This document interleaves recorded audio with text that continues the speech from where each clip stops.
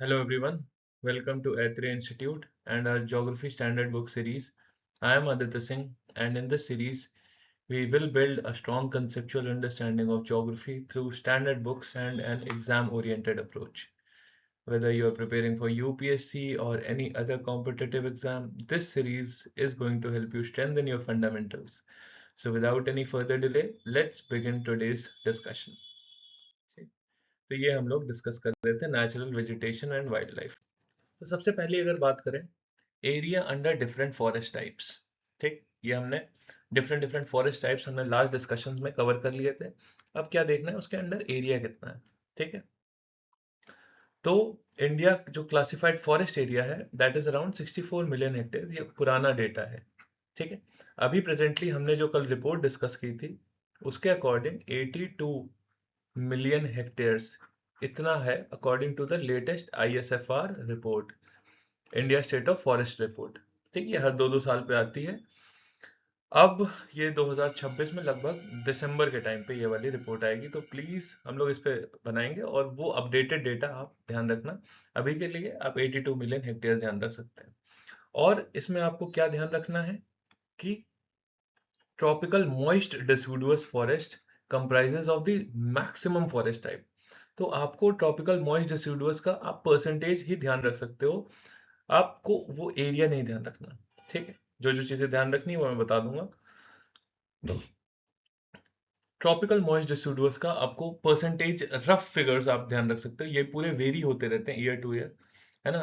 दूसरे नंबर पे आपको एक ये चीज तो बहुत ध्यान रखनी है कि सबसे ज्यादा किस फॉरेस्ट टाइप का एरिया, ये पूछा भी जा चुका है और वैसे भी आपको स्टेट में भी, स्टेट PCS एग्जाम में भी कभी पूछा जा सकता है। सेकेंड नंबर पे आता है आपका ट्रॉपिकल ड्राई डिसिडुअस, आप यहाँ पे देख पा रहे हो ट्रॉपिकल ड्राई डिसिडुअस यहाँ है लगभग 28%, तो ये सेकेंड नंबर पे आता है आपका ट्रॉपिकल ड्राई डिसिडुअस। फिर आता है आपका ट्रॉपिकल वेट एवरग्रीन, ठीक है। फिर आपका क्या आता है ट्रॉपिकल वेट एवरग्रीन, कितना लगभग 8%। ये वाली चीजें आपको ध्यान नहीं रखनी है, ठीक है, ये हर साल से चेंज होती हैं और बहुत चेंजेस आ चुके हैं। फिर अगर आपको ध्यान रखना है तो सब ट्रॉपिकल मॉइस्ट आपका पाइन वाला, ठीक है, हमने ध्यान से देखा था। ये आप ज्यादा से ज्यादा आप चार ये ध्यान रख लीजिए, तीन भी आएंगे तो काफी है, ठीक है। इससे ज्यादा आपको इसमें ध्यान रखने की जरूरत नहीं है, ठीक। और ट्रॉपिकल मॉइस्ट डेसिडुअस और ड्राई डेसिडुअस मिला दें तो लगभग, है ना, मोर देन 2/3 इस तरीके का स्टेटमेंट यूपीएससी क्रिएट कर सकता है। More than two-thirds of the forest type are associated with tropical moist deciduous and tropical dry deciduous, इस तरीके का स्टेटमेंट क्रिएट कर सकती है यूपीएससी। अगला, ये बहुत इंपॉर्टेंट है, very very very important, classification of forest. इस पे ध्यान रखिएगा किस तरीके से फॉरेस्ट आपके क्लासिफाई होते हैं। तो किस तरीके से आपके क्लासिफाई होते हैं, तीन कैटेगरीज में, ठीक है। तीन कैटेगरीज में, under which act, Indian forest act के अंदर ये तीन कैटेगरी में क्लासिफाई होते हैं। इंडियन फॉरेस्ट एक्ट ऑफ 1927, ठीक है, बहुत पुराना एक्ट है, ठीक है। तो उस एक्ट के अंदर सबसे पहले आपके आते हैं रिजर्व्ड फॉरेस्ट। ये मेजॉरिटी आपके इंडियन फॉरेस्ट रिजर्व्ड फॉरेस्ट में आते हैं। सबसे ज्यादा प्रोटेक्शन ध्यान रखिएगा, है ना, फिर से बता दे रहा हूं यहाँ पे, प्रोटेक्टेड फॉरेस्ट में सबसे ज्यादा प्रोटेक्शन नहीं होती, सबसे ज्यादा प्रोटेक्शन किसमें है, रिजर्व्ड फॉरेस्ट में, ठीक है। तो ये पॉइंट वेरी वेरी इंपॉर्टेंट, यहाँ ध्यान रखिएगा। रिजर्व फॉरेस्ट आपके 50% से भी ज्यादा है और this is the most protected, यहाँ सबसे ज्यादा आपका गवर्नमेंटल कंट्रोल है ना। लॉगिंग आपकी काटना, पेड़ काटना, दिस इज हाईली रिस्ट्रिक्टेड, ठीक। फिर आते हैं सेकंड नंबर पे आपके प्रोटेक्टेड फॉरेस्ट, ये है लगभग 29%। इसमें कुछ राइट्स दिए जाते हैं, है ना, लोकल कम्युनिटी जो वहां पे रहती है उनको कुछ राइट्स मिलते हैं, है ना। तो रेगुलेटेड यूज होता है, थोड़ा बहुत यूज अलाउड होता है, जबकि रिजर्व फॉरेस्ट में ये राइट बहुत ही नेग्लिजिबल होता है, हाईली रिस्ट्रिक्टेड। फिर फाइनली आपके कौन से हैं, अनक्लास्ड फॉरेस्ट, आपके पूरा जो ओपन एक्सेस में होते हैं या डिग्रेडेड फॉरेस्ट होते हैं या जो लीस्ट प्रोटेक्टेड, ये सब आपके अनक्लास्ड फॉरेस्ट में आते हैं, ठीक। तो अगर रिजर्व्ड और प्रोटेक्टेड देख लिया कंबाइन किया तो लगभग 83% इंडिया का total forest area reserved plus protected forest होता है। ये आप ध्यान रख सकते हैं, ध्यान रखना है, ठीक है। किस एक्ट के अंदर क्लासिफिकेशन हुआ है, प्लस रिजर्व फॉरेस्ट में सबसे ज्यादा प्रोटेक्शन है, प्रोटेक्टेड फॉरेस्ट में थोड़ा सा कम प्रोटेक्शन है as compare to reserve forest, ठीक। अब दूसरी बात करते हैं ओनरशिप क्लासिफिकेशन। ठीक, ओनरशिप क्लासिफिकेशन ऑफ फॉरेस्ट। तो इंडियन फॉरेस्ट और भी किस तरीके से क्लासिफाई किए जाते हैं? बाय ओनरशिप, है ना, कि वो गवर्नमेंट के पास है। ठीक है, वो गवर्नमेंट से के अंडर आते हैं कि कॉरपोरेट्स के अंडर आते हैं क्या, या तो प्राइवेट कैटेगरीज में आते हैं। तो इस तरीके से है। तो largest ownership as obvious it is, आपका गवर्नमेंट के पास सबसे लार्जेस्ट ओनरशिप है आपकी फॉरेस्ट की। ये कौन ओन करता है? ये ओन करते हैं फॉरेस्ट डिपार्टमेंट और आपके स्टेट गवर्नमेंट्स। ठीक है, और managed for conservation and regulated use. ठीक, फिर दूसरा आता है कॉरपोरेट्स। कॉरपोरेट जैसे कि आपके म्युनिसिपल बॉडीज हो गए, इंस्टीट्यूशंस हो गए, कॉरपोरेशंस हो गए, ये सब इसके अंदर आएंगे। क्यों किया जाता है? For urban grinning. Urban grinning आपकी जो लोकल रिसोर्स नीड्स है उसके लिए। फिर फाइनली आपका प्राइवेट फॉरेस्ट, लेस देन, सबसे कम आते हैं प्राइवेट फॉरेस्ट, है ना। बहुत सारे हर जगहों पे आपके प्राइवेट फॉरेस्ट होते हैं, यही होते हैं आपके कम्युनिटी ओन्ड फॉरेस्ट।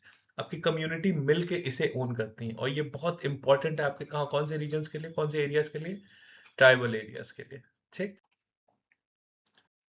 आगे बढ़ते हैं। Classification bye composition. ठीक है, किस तरीके की कॉम्पोजिशन? लेट्स से आपका कॉनिफरस फॉरेस्ट है कि ब्रॉड लीव्ड फॉरेस्ट है। ठीक, उतना इंपॉर्टेंट नहीं है बट देख लेते हैं।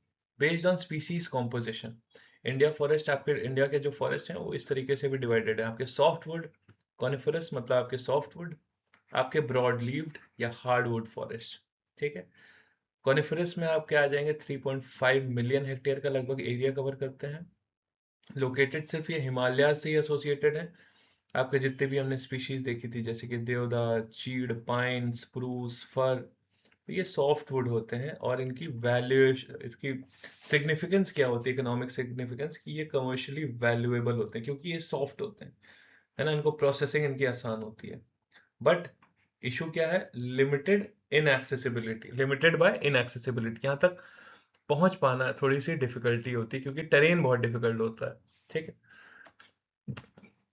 दूसरा टाइप आपका ब्रॉड लीव्ड। इंडिया के जो मेजॉरिटी फॉरेस्ट हैं, 95% India forest are covered under broad leaved forest. So the major species under this are your sal teak, your bamboo, rosewood, laurel, बेंटीक।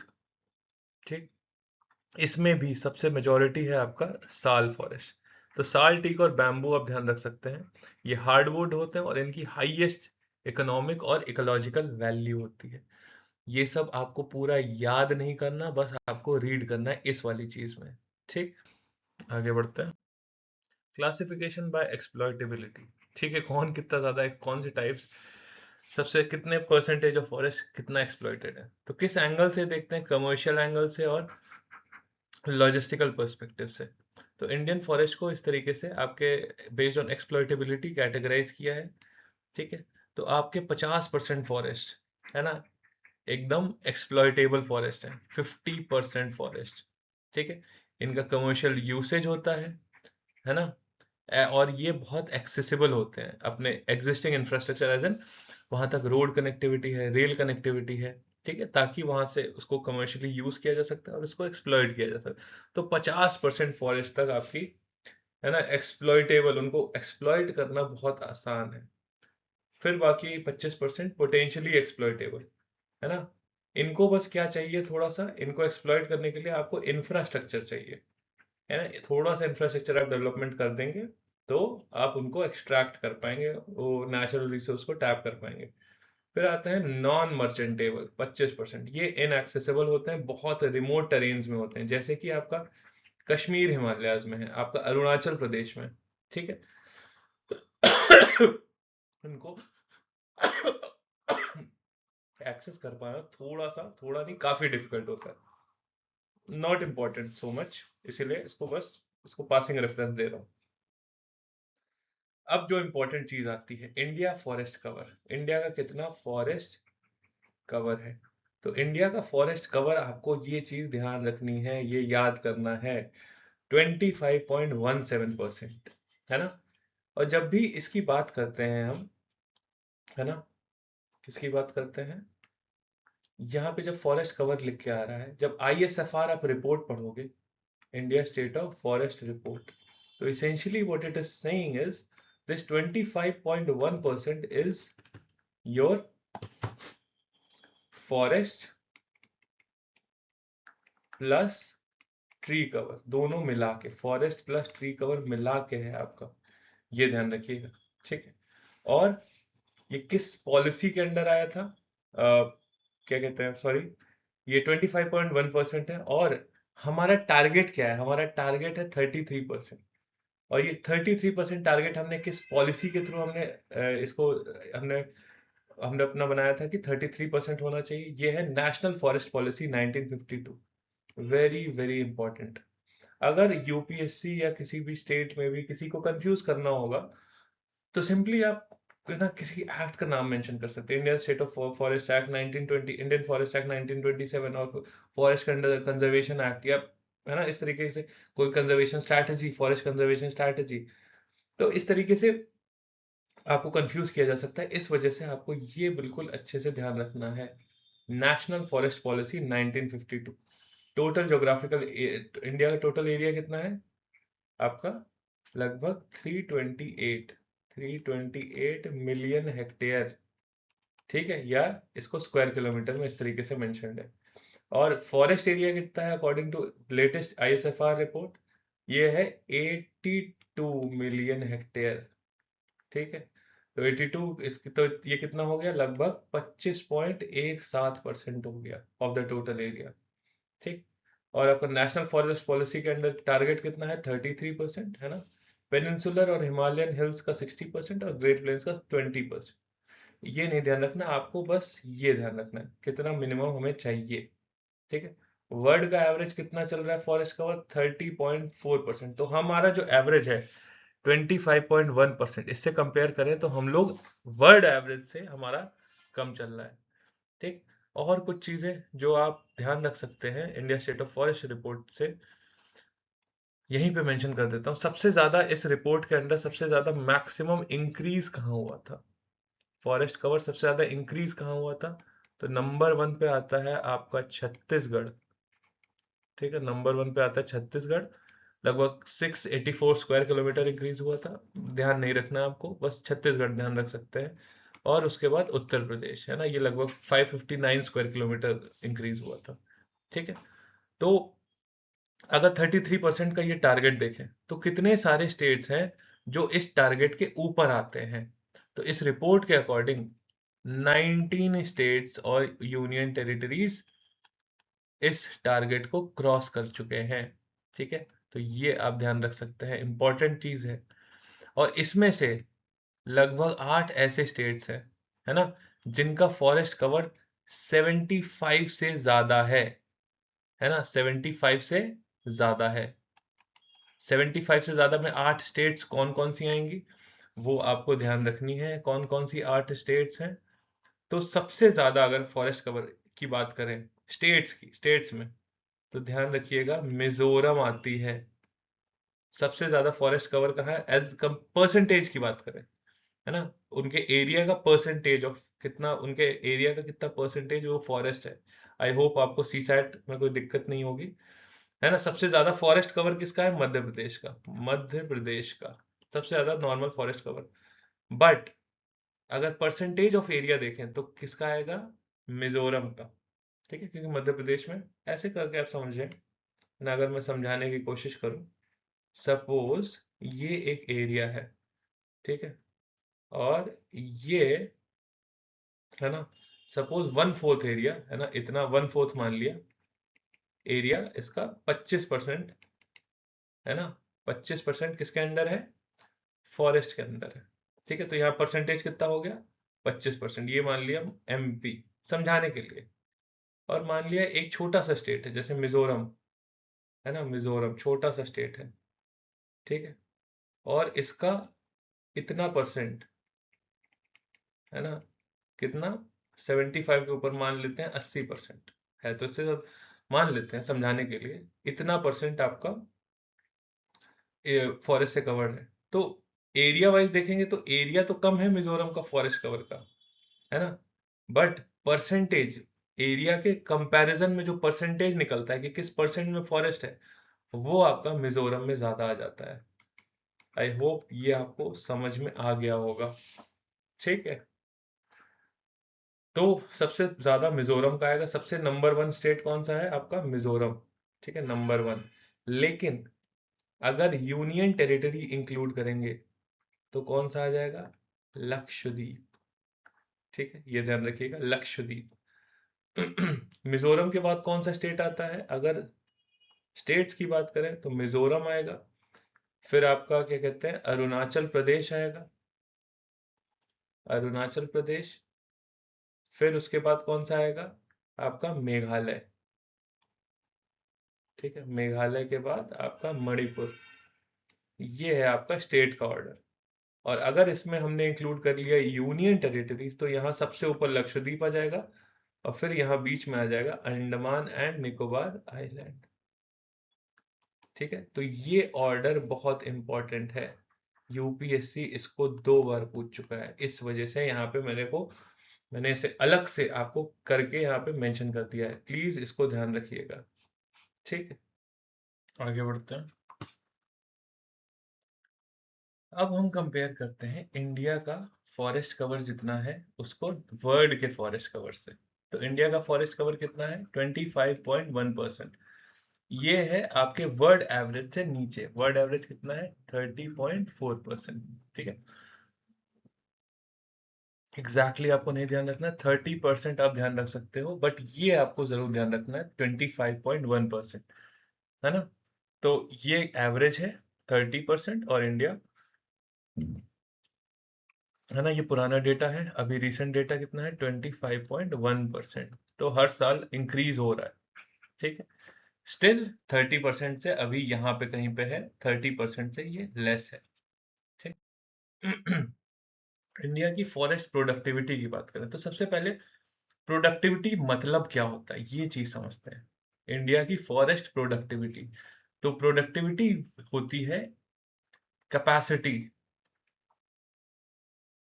Productivity होती है कैपेसिटी ऑफ फॉरेस्ट इकोसिस्टम, है ना? Capacity of forest ecosystem, क्या करने की capacity? Generate करने की capacity. क्या जनरेट करने की कैपेसिटी? बायोमास। ठीक है, बायोमास जनरेट करने की कैपेसिटी, और वैल्यूएबल ऑर्गेनिक मटेरियल। ठीक है, ये एकदम सिंपलिस्टिक डेफिनेशन है। तो कैपेसिटी, आपकी प्रोडक्टिविटी क्या होती है?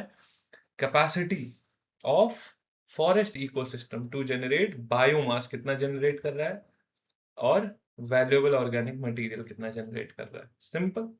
ठीक। तो इंडिया की फॉरेस्ट प्रोडक्टिविटी और पर कैपिटा अवेलेबिलिटी बहुत ही कम है, अमंग द लोएस्ट ग्लोबली। ठीक है, खास करके जो पर कैपिटा अवेलेबिलिटी क्या रिफ्लेक्ट करती है? एक तो क्वालिटी डिग्रेडेशन, की क्वालिटी कम हो रहा है ना?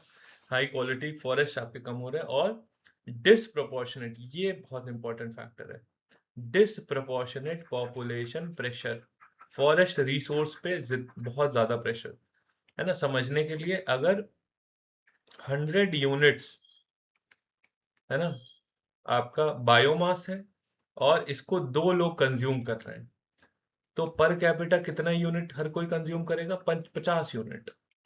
ठीक। वहीं अगर सेम 100 यूनिट्स है और इसको 50 लोग कंज्यूम कर रहे हैं, तब हर इंसान कितना कंज्यूम करेगा? Per unit per capita consumption कितना होगा? 2 यूनिट। तो आप समझ रहे हो, ये है पॉपुलेशन, है ना? तो पॉपुलेशन के हिसाब से, जितना ज्यादा पॉपुलेशन होगी उतना ही पर कैपिटा आपका कम होता जाएगा, है ना? तो पर कैपिटा की बात करें, पर कैपिटा फॉरेस्ट एरिया कितना है? 0.06 हेक्टेयर। ठीक है, इसको आप मीन्स में यूज कर सकते हैं, जबकि वर्ल्ड एवरेज है 1.08 हेक्टेयर। तो इसका रीजन सिर्फ इसलिए नहीं कि आपका ओवरऑल क्वालिटी डिग्रेड हो रही, बट इसलिए भी कि इंडिया में जो पॉपुलेशन है, इंडिया में आपको पता ही होगा इस वक्त हाईएस्ट पॉपुलेशन है इन द वर्ल्ड।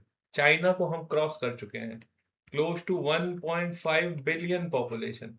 इतनी पॉपुलेशन कहीं और किसी और नेशन में नहीं है। ठीक है, तो आपका पर कैपिटा इस वजह से बहुत कम हो जाता है, वर्ल्ड एवरेज से भी बहुत बहुत कम। इंडिया का कितना है per capita forest area? 0.06 hectare. और फॉरेस्ट प्रोडक्टिविटी की बात करें तो 0.5 metre cube per hectare per year, जबकि वर्ल्ड एवरेज है 2.1 metre cube per hectare per year. ठीक है, इतना ज्यादा आपको फैक्ट्स नहीं ध्यान रखने, आप बस इंडिया वाला फैक्ट ध्यान रख सकते हैं कि इंडिया का ये वाला फैक्ट कि पर कैपिटा फॉरेस्ट एरिया कितना है और वर्ल्ड एवरेज से कम है, इतना ध्यान रखिएगा बस। और ये वाला फिगर आप मेंस में यूज कर लीजिएगा। ठीक। और प्रोडक्टिविटी कितनी है? सिर्फ 1/4 है, पूरे एवरेज जो है दुनिया का उसका सिर्फ 1/4 है। ठीक। अब स्टेट्स की बात करें जिसमें सबसे ज्यादा लार्जेस्ट एरिया है सबसे ज्यादा लार्जेस्ट फॉरेस्ट एरिया है। ठीक है। और जो फॉरेस्ट का जो डिस्ट्रीब्यूशन है वो बहुत ही अनइवन है, किसी स्टेट में बहुत ज्यादा है, कहीं कहीं स्टेट में ना के बराबर है ना। तो मेजोरिटी आपका फॉरेस्ट कहाँ है? सेंट्रल इंडिया में और नॉर्थ ईस्टर्न स्टेट्स में जैसे कि ये आपको ध्यान रखना है कि सबसे ज्यादा आपका फॉरेस्ट कवर, है ना, परसेंटेज की बात नहीं कर रहे, नॉर्मल बस एरिया वाइज, तो सबसे नंबर 1 आपका कौन होगा? मध्य प्रदेश। मध्य प्रदेश के पास सबसे ज्यादा फॉरेस्ट एरिया है। ये डेटा आपको नहीं ध्यान रखनी, बस आपको कि मैक्सिमम मध्य प्रदेश, फिर अरुणाचल प्रदेश, फिर छत्तीसगढ़, और उसके बाद आपका उड़ीसा आता है। तो ये ऑर्डर आप ध्यान रखिएगा, कम से कम 3 आपको याद रखने ही रखने हैं। मध्य प्रदेश, अरुणाचल और छत्तीसगढ़। ये पूछा भी जा चुका है एक बार, हालांकि अब नहीं पूछा जाएगा, अब यूपीएससी ज्यादातर परसेंटेज ऑफ फॉरेस्ट एरिया पूछ रहा है। और परसेंटेज में कौन सबसे ज्यादा है? मिजोरम, अगर स्टेट की बात करें। ठीक है, वरना आपका लक्षद्वीप आ जाता है। ठीक है, तो आई होप ये दोनों में आपको डिफरेंस क्लियर हो गया। तो Madhya Pradesh has the highest total area, कितना एरिया? 77,000 स्क्वायर किलोमीटर से ज्यादा। ठीक है, तो ये आप सिर्फ ऑर्डर याद रखिएगा और बाकी चीजें नहीं। ठीक। अब बात करते हैं हाईएस्ट परसेंटेज फॉरेस्ट कवर। यहाँ पे अब पहले टोटल फॉरेस्ट एरिया पूछते थे, अब एग्जाम्स में परसेंटेज फॉरेस्ट कवर पूछा जाता है। ठीक है, तो बहुत सारे आपके जो नॉर्थ ईस्टर्न स्टेट्स हैं, आइलैंड टेरिटरीज हैं, वहां पे परसेंटेज बहुत ज्यादा है। अभी हमने देखा जैसे कि लक्षद्वीप, अंडमान एंड निकोबार आइलैंड। ठीक। क्यों? क्योंकि उनकी टोपोग्राफी ऐसी है, उनका एग्रीकल्चर प्रेशर नहीं है, और रेनफॉल बहुत ज्यादा है। ये तीनों फैक्टर्स बहुत इंपॉर्टेंट है, तीनों आपको ध्यान रखना है। टोपोग्राफी, किस तरीके की टोपोग्राफी है, जैसे कि मेघालय में इतना ज्यादा फॉरेस्ट कवर क्यों है? Because of its funnel topography. ठीक है, फनल टोपोग्राफी क्या करती है? रेन विंड्स को कैप्चर कर लेती है, मॉनसून विंड्स को कैप्चर कर लेती है। ठीक। लो एग्रीकल्चर प्रेशर। ठीक है, आपके जो नॉर्थ ईस्टर्न स्टेट्स हैं और आपका आइलैंड टेरिटरीज है वहां पे इतना एग्रीकल्चर प्रेशर नहीं है। जबकि अगर बात करें आपके जो ग्रीन रेवोल्यूशन की जो बेल्ट है ना, जहाँ पे ग्रीन रेवोल्यूशन हुआ था, जैसे कि आपका पंजाब हो गया, जैसे कि आपका हरियाणा हो गया, यहाँ पे क्या बहुत ज्यादा है? Agricultural pressure. एग्रीकल्चरल प्रेशर, तो एग्रीकल्चरल प्रेशर बढ़ता है तो एग्रीकल्चरल एरियाज एक्सपैंड करते हैं। कहाँ एक्सपैंड करेंगे? एरिया तो लिमिटेड है, घर तो तोड़ नहीं दोगे, तो किस तरफ एक्सपैंड करेंगे? फॉरेस्ट की तरफ। ठीक है, तो फॉरेस्ट काटे जाते हैं और वहां पे एक्सपेंशन होता है, एग्रीकल्चरल एक्सपेंशन।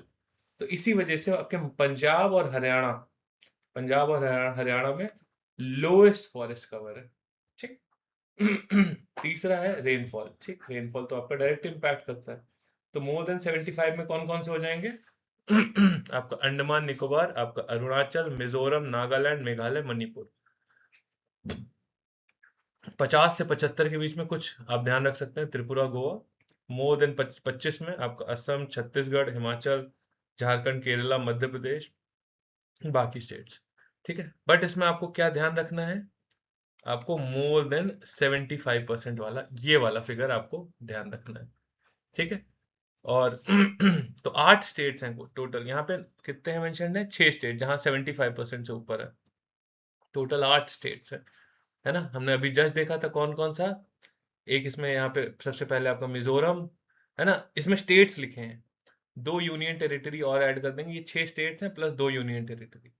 कौन से 2 यूनियन टेरिटरी? सबसे ऊपर लक्षद्वीप और उसके बाद अंडमान और निकोबार आइलैंड।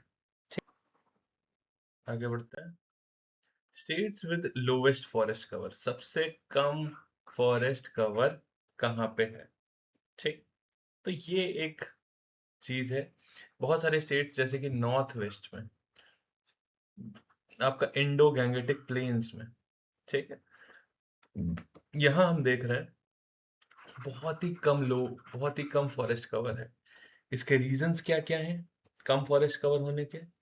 एक तो है आपका एरिड क्लाइमेट, ठीक है, climate no doubt plays a substantial role, है ना। Dense agriculture, this is another important point, और हिस्टोरिकल लैंड यूज चेंजेस, ठीक है। जैसे कि आपका यहाँ पे एरिड क्लाइमेट तो हो गया एक फैक्टर, ये डेंस एग्रीकल्चर, जैसे जैसे एग्रीकल्चरल एक्सपेंशन हो, हिस्टोरिकल फैक्टर में भी डायरेक्टली आपका आप ग्रीन रेवोल्यूशन से रिलेट कर सकते हैं, है ना। जिस तरीके से आपके लैंड यूज चेंजेस हुए थे ग्रीन रेवोल्यूशन के टाइम पे, and even after that it kept on happening after that.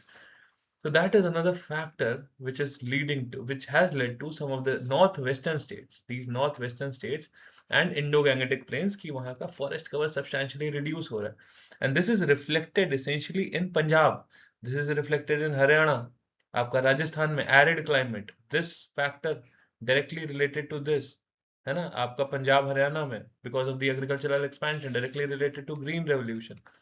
Uttar Pradesh, Bihar, these are your Indo-Gangetic plains, ठीक है। तो ये कुछ फैक्टर्स हो गए, कुछ कुछ आप स्टेट, ये 3-4 आप ध्यान रख सकते हैं, ठीक। तो अगर यहाँ पे एक बार हम मैप देख लेते हैं जल्दी से, ठीक। मैप की बात करें तो सबसे पहले अगर मैप में देखें तो सबसे ज्यादा आपका फॉरेस्ट कवर अबव 50 कहाँ कहाँ पे है ना। आपका अरुणाचल प्रदेश हो गया, ठीक है, ये अरुणाचल प्रदेश वाला एरिया हो गया, आपका त्रिपुरा एरिया हो गया, ठीक है। ये percentage of forest cover to geographical area, यहाँ पे मैप में थोड़ी सी मिस्टेक्स है, ठीक है, क्योंकि यहाँ पे ये वाले स्टेट्स भी इंक्लूडेड होंगे, because percentage of forest covers में ये आपके majority north eastern states cover हो जाते हैं, ठीक है। तो ये हो गए, और ये रीजन्स हो गए कुछ कुछ आपके उत्तराखंड, और यहाँ पे आपका जम्मू कश्मीर में थोड़ा सा पोर्शन हो गया, ठीक है। तो ये कुछ कुछ रीजन्स हैं अबव 50, 30-40, 20-30, इस तरीके से आप देख सकते हैं। बट यहाँ सबसे आपको इम्पोर्टेंट चीज जो ध्यान रखनी, बिलो 10, बिलो 10 में ये पूरा गुजरात, आपका कच्छ रीजन, ठीक है, सौराष्ट्र रीजन, आपका Rajasthan because of the arid climate, then your complete Indo Gangetic plains, then this region, ये भी एरिड क्लाइमेट है, ये भी हम डिस्कस कर चुके हैं। now this is essentially because of the rain shadow effect, इधर वाला है because of rain shadow effect.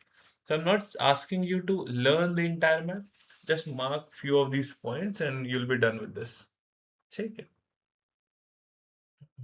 Reasons क्या क्या है लो फॉरेस्ट कवर के, ठीक, एक second.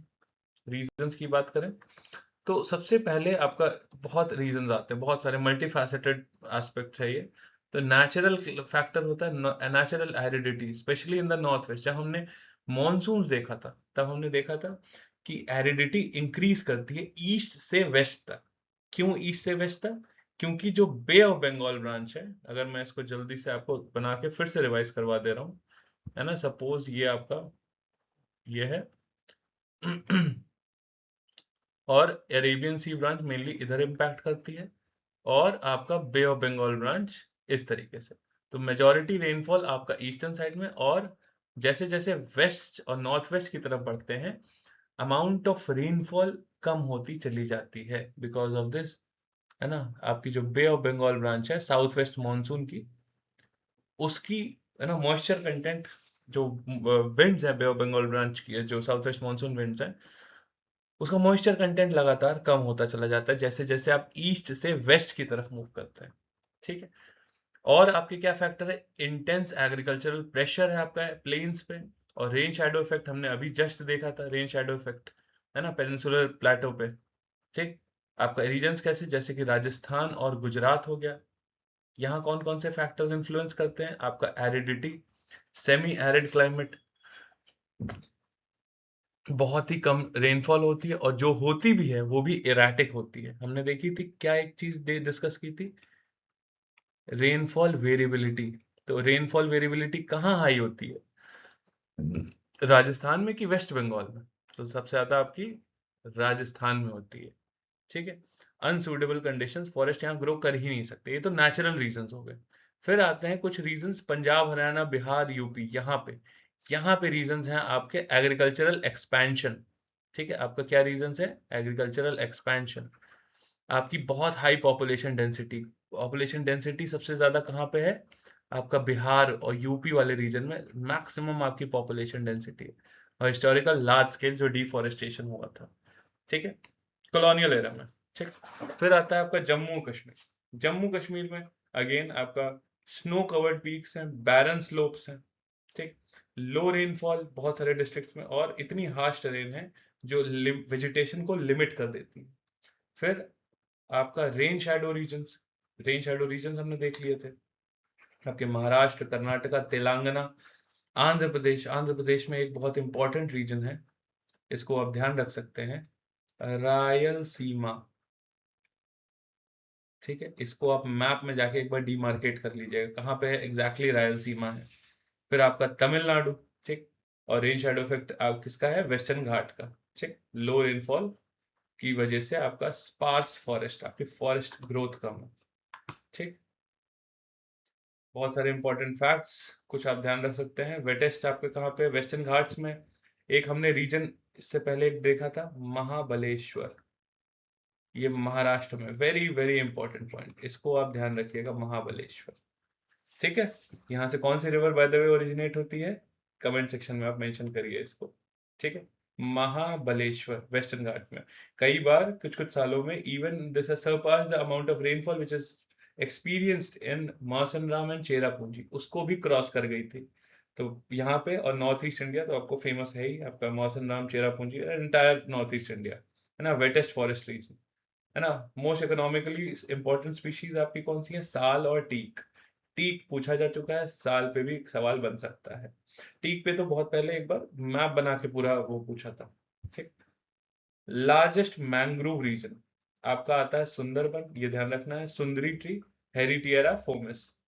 Major bamboo region, very very important, bamboo region north east India. Bamboo share है ना, लगभग 7% है, 7.5% है। ठीक। बहुत सारे फिगर्स हम देख चुके हैं, ये पुराना डेटा है, 82 मिलियन हेक्टेयर है। ठीक। और ये 25.17%। ठीक। टारगेट कितना है? 33% हमें टारगेट कर रहे हैं अभी हमारा, दिस इज अभी जितना फॉरेस्ट कवर है that is below the world's average. Maximum forest type आपका tropical moist deciduous. Largest forest area कौन सा स्टेट का है? मध्य प्रदेश। ठीक है। परसेंटेज वाइज आपका नंबर 1 पे आता है मिजोरम, है ना, फिर आपका अरुणाचल, ठीक, और फिर मेघालय, और फिर नागालैंड। ठीक। तो ऑर्डर में आप देखिएगा, मैंने पूरा ऑर्डर आपको मेंशन कर दिया है। ठीक। India share in global forest में 2% है, नहीं ध्यान रखना है तो रहने दीजिए। ये आप मेंस में यूज कर सकते हैं। Per capita forest area 0.06 hectare. ठीक है। वर्ल्ड आपका जो पर कैपिटा फॉरेस्ट एरिया है इससे बहुत कम है। ठीक। Productivity 0.5 metre cube per hectare per year. Reserve forest सबसे ज्यादा होता है, ये आपको ध्यान रखना है, रिजर्व फॉरेस्ट। ठीक है। रिजर्व फॉरेस्ट सबसे ज्यादा प्रोटेक्टेड होते हैं, ना कि प्रोटेक्टेड फॉरेस्ट। ठीक है। ये वाला फैक्ट आप ध्यान रख सकते हैं। ठीक। इंडिया शेयर, इंडिया, इस तरीके की स्टेटमेंट यहाँ पे मैंने मेंशन इसलिए कर दी है ताकि आप इसको यूज कर पाए डायरेक्टली अपने मेंस के आंसर्स में। ठीक है। इंडिया कितना सपोर्ट करती है? लगभग 17.5%। दुनिया का जो पॉपुलेशन है उसका लगभग 17.5% पॉपुलेशन सपोर्ट करती है। बट फॉरेस्ट कितना है? सिर्फ पूरी दुनिया का 2% फॉरेस्ट है। ठीक है। तो इस वजह से भी जो पर कैपिटा एरिया है फॉरेस्ट का वो भी सब्सटैंशियली कम है। ठीक है। तो ये आप कुछ चीजें इस चीज को, ये वाले स्टेटमेंट को आप यूज कर सकते हैं कहाँ पे? अपने मेंस के इंट्रोडक्शन में। ठीक। तो कुछ वैल्यू एडिशंस हैं, ये हम पूरा कवर कर चुके हैं। ठीक। आगे बढ़ते हैं। ये समरी है, हम पूरा इसको कवर कर चुके हैं, एक बार आप इसको रीड कर सकते हैं, है ना। खास करके ये वाला पॉइंट, लीगल क्लासिफिकेशन। ये ध्यान रखिएगा, बाकी आप इग्नोर करना चाहें तो इग्नोर कर सकते हैं। ठीक, अब फॉरेस्ट प्रोडक्ट्स की बात करते हैं। ठीक, कौन कौन से फॉरेस्ट प्रोडक्ट्स, क्यों फॉरेस्ट मैटर करते हैं इंडिया में, है ना? तो फॉरेस्ट आपको प्रोवाइड करते हैं फ्यूल, फॉरेस्ट आपको प्रोवाइड करते हैं एनर्जी, फॉरेस्ट सप्लाई करते हैं इंडिया का अभी भी 40% ऑफ टोटल एनर्जी, ठीक है, एनर्जी टर्म्स में, and more than 80% of the rural energy. ये नंबर अभी थोड़ा रिड्यूस हुआ है recently, but still this is a substantial figure. ठीक, making them irreplaceable for millions of house holds.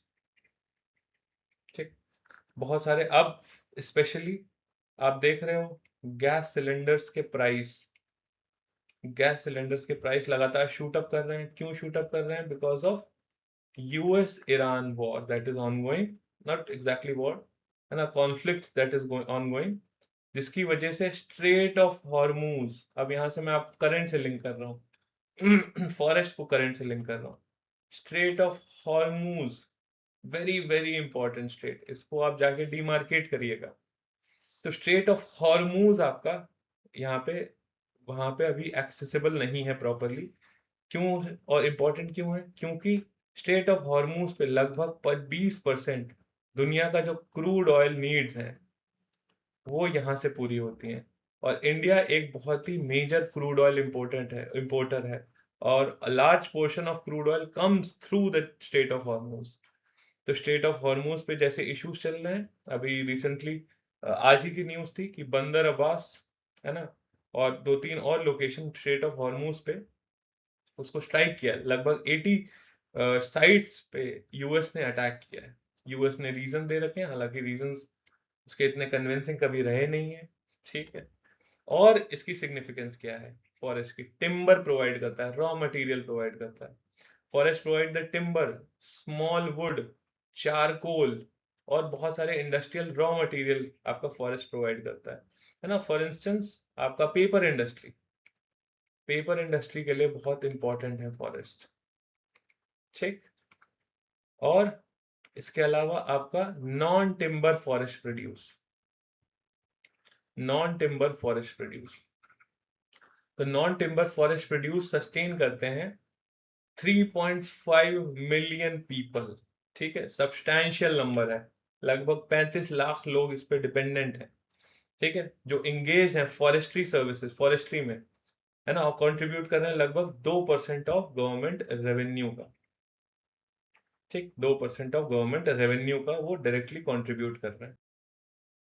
Classification की बात करें फॉरेस्ट प्रोडक्ट्स की, तो मेजर फॉरेस्ट प्रोडक्ट्स जैसे कि टिम्बर हो गया, आपका हार्डवुड, सॉफ्टवुड दोनों तरीके के हो सकते हैं, फिर आपका स्मॉल वुड, फिर आपका फ्यूल वुड, चारकोल, एनर्जी के लिए। ठीक, तो वुड बेस्ड प्रोडक्ट्स जो होते हैं वो बैकबोन फॉर्म करते हैं आपका हर सेक्टर के लिए। मेजर जो आपके कोर सेक्टर्स हैं जैसे कि कंस्ट्रक्शन, आपका एनर्जी, आपका हैवी इंडस्ट्रीज, है ना, वुड के बिना पॉसिबल ही नहीं है।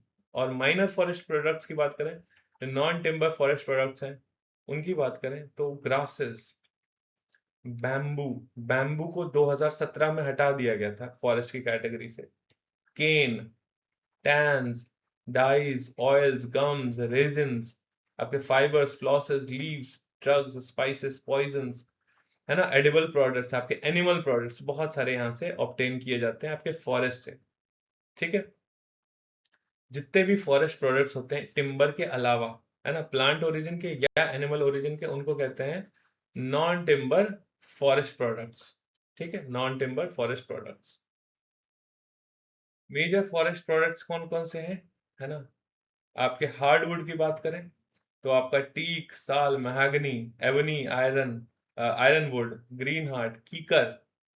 ठीक है, कीकर आपने देखा होगा, हरियाणा साइड में बहुत डोमिनेट करते हैं। सीमल, लॉगवुड। ठीक है, तो कुछ एग्जांपल्स आप हार्डवुड के ध्यान रख सकते हैं, दो तीन एग्जांपल सफाइस करेंगे। ठीक है, इसमें से आप एक काम करिएगा, एक टीक ध्यान रखिएगा, साल ध्यान रख लीजिएगा, है ना, और कीकर एक लोकल बिल्कुल, है ना, कीकर ध्यान रख लीजिए, तो तीन हो गए सिंपल। हैवी है, स्ट्रॉन्ग है, और ड्यूरेबल है, और लॉन्ग लास्टिंग। ठीक, फर्नीचर में आपके railway wagons, agricultural tools, construction, heavy है तो मल्टीपल सेट ऑफ यूजेस होते हैं आपके हार्डवुड के। यूटिलाइजेशन 70% ये फ्यूल की तरीके से यूज होता है, 30% आपका इंडस्ट्रियल यूज। परसेंटेज नहीं ध्यान रखनी है ना, बस just to explain you. Next is आपका सॉफ्टवुड। सॉफ्टवुड में आपका deodar, pine, fir, cedar, poplar, balsam. Majority softwoods आपके कहाँ पे है? आपके हिमालयन जो फॉरेस्ट रीजन है वहां पे। लाइट होते हैं, आसानी से इनको कैरी किया जा सकता है और बहुत ही ड्यूरेबल होते हैं। तो कहाँ कहाँ यूज किए जा सकते हैं? Construction timber, packing cases, paper pulp, match industry. Match box के लिए भी तो फॉरेस्ट चाहिए होंगे, लकड़ी चाहिए होगी, ठीक है। और ये मेजॉरिटी इंडस्ट्रियल यूसेज के लिए यूज होते हैं। और आपका 30% fuel. Just to explain you कि कौन सा इंडस्ट्रियल पर्पसेस के लिए ज्यादा यूज होता है और कौन सा एज अ फ्यूल ज्यादा यूज किया जाता है, ठीक। तो ये कुछ फैक्ट्स एंड फिगर्स हैं जिनको आप चाहें तो यूज कर सकते हैं अपने मेंस में, हालांकि नीडेड नहीं है, ठीक है।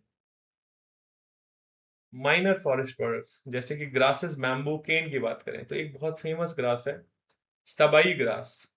सबई ग्रास आपकी पेपर इंडस्ट्री में यूज होती है, ये पेरिनियल है, ठीक है। और ये बेयर स्लोप्स पे भी ग्रो कर सकती है, ठीक।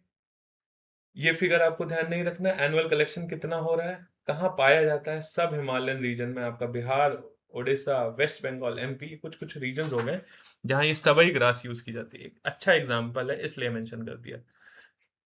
हालांकि ये जरूरी नहीं है कि प्रीलिम्स में ये पूछा जाए। और कौन कौन सी इंपॉर्टेंट ग्रासेस है? खस, ये बहुत फेमस है नॉर्दर्न इंडियाज में, कूलर्स में आपकी यूज की जाती है खस। मूंज, ठीक है। आपने अगर ये स्कीम सुना होगा, one district one product, one district one product. तो आप बताइए ये कहाँ, किस डिस्ट्रिक्ट से एसोसिएटेड है ना? हिंट के लिए मैं मेंशन कर देता हूं, आपका उत्तर प्रदेश में एक जगह है, ठीक। तो मूंज used for chairs, stools, strings, chicks, ठीक। भाबर और एलिफेंट ग्रास, ठीक है। एलिफेंट ग्रास क्या है? जिसका साइज बहुत बड़ा होता है, हाइट में ज्यादा होती है as compare to normal grasses, ठीक है। आपका कॉर्डेज में यूज होती है, मैटिंग, फॉर्डर, थैचिंग में ये सब इनका यूज होता है। केन, केन के मेजर स्टेट्स कौन से हैं? आपके अंडमान, कर्नाटका, केरला, असम, ओडिशा। यूसेजेस आपके फर्नीचर, बास्केट, मैट में, बैग्स में, walking sticks, multiple set of uses.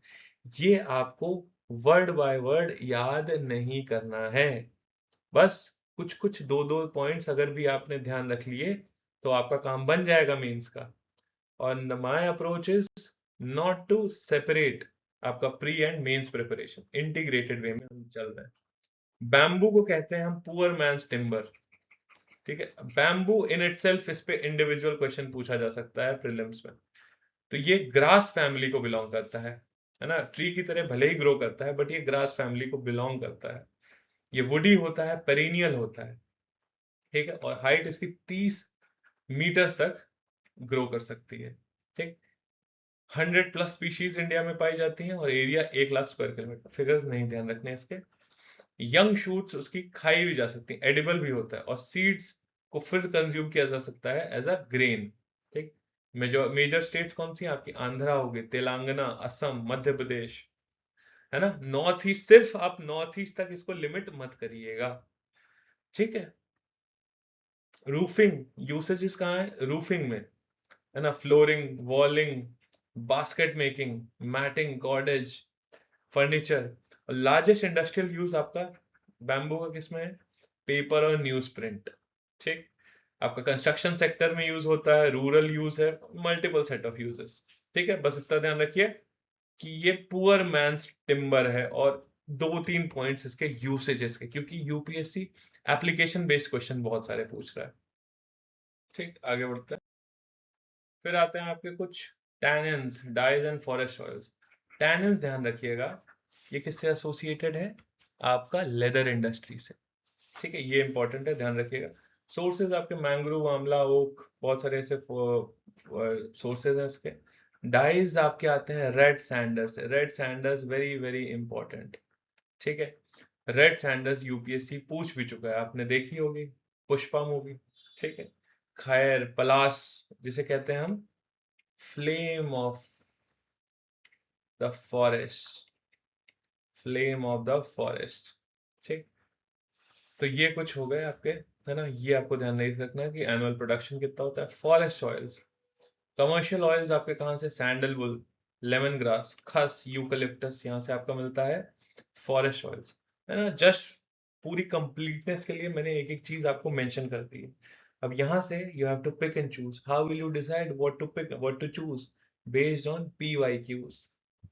This is why I keep on insisting to keep on revisiting the PYQs, previous year questions. ठीक, गम्स एंड रेजिन्स, आपका कराया गम, ठीक है, सबसे इंपॉर्टेंट गम है कराया गम। ठीक, ऑब्टेन्ड फ्रॉम स्टेरिकुलिया यूरेंस, नहीं ध्यान रखना, आप बस कराया गम ध्यान रखिएगा। लार्जेस्ट प्रोड्यूसर कौन है, मध्य प्रदेश। ठीक, आपके मल्टीपल सेट ऑफ यूजेस होते हैं, टेक्सटाइल से लेके कॉस्मेटिक्स, मेडिसिन, इंक, बहुत सारी चीजों में आपके गम्स यूज होते हैं। और भी बहुत सारी स्टेट्स हैं, बट आप मध्य प्रदेश तक लिमिट रखिएगा। और इसको एक्सपोर्ट किया जाता है इस गम को, आपका US, UK, फ्रांस। ठीक, एक गम एक और मैं यहाँ पे मेंशन कर दूं, करंट से एसोसिएटेड था, ग्वार गम। ठीक है, ये भी हम US को एक्सपोर्ट करते हैं, एंड US में इसको यूज किया जाता है for shale oil and gas production. ठीक है, ये आप ध्यान रख सकते हैं, ये करंट अफेयर से रिलेटेड है। ठीक है, ये आप टेक्स्ट बुक्स में जनरली नहीं पाएंगे।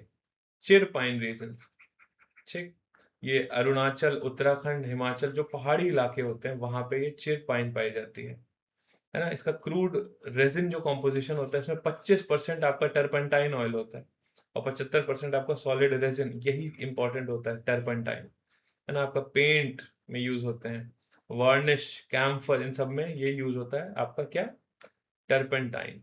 ठीक, रेजिन यूजेस, रेजिन के भी यूजेस होते हैं, आपका पेपर, पेंट, सोप, इन सब में आप रेजिन को भी यूज करते हैं।